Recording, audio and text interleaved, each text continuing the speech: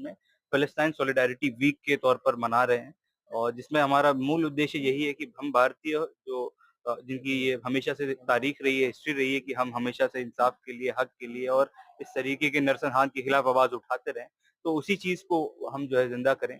अ, हमारे भारतीय नागरिक इस मुद्दे पर खामोश रहना या फिर उस पर इनसेंसिटिव रहना या इंडिफरेंस जो हमारा है, वो चीज़ नहीं होनी चाहिए। भारतीयों को भी फ़लस्तीनियों के हक में आवाज़ उठानी चाहिए उनके और इस तरीका एक या नरसंहार या जेनोसाइड जिस तरीके से हो रहा है, उसकी रोकथाम के लिए आवाज़ अपनी उठानी चाहिए। ये हमारा बेसिक मुद्दा है। इसीलिए हम भारत सरकार से भी ये अनुरोध करते हैं कि वो बहुत ज़्यादा इस मुद्दे पर प्रोएक्टिव रोल प्ले करे। जिस तरीके से अब तक खामोशी या फिर यूएस और इज़राइल का जो उसको एंटागोनाइज़ ना करने की चक्कर में भारत जिस तरीके का रोल अब तक पिछले 22 महीने में इस मुद्दे पर भारत का रहा, वो सैटिस्फैक्टरी नहीं है और उसपे भारत को और खुल करके इसकी निंदा करनी चाहिए और इस जेनोसाइड के खत्म होने के ऊपर बहुत ज़्यादा प्रेशर बनाने की कोशिश करनी चाहिए।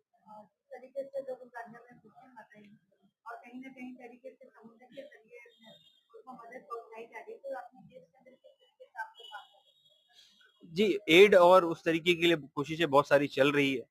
जिस तरीके से पूरा ब्लॉकेड अभी हुआ है तो एयर ड्रॉप कर रहे हैं कुछ लोग, समुद्र के रास्ते से पहुँचा रहे हैं।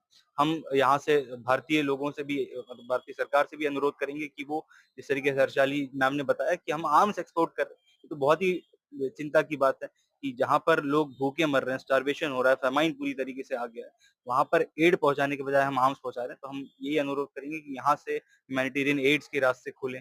गवर्नमेंट भी प्रोवाइड करे, सिविल सोसाइटी के लिए भी रास्ते खुले कि वो भी एड्स वहाँ पर पहुँचा सकें।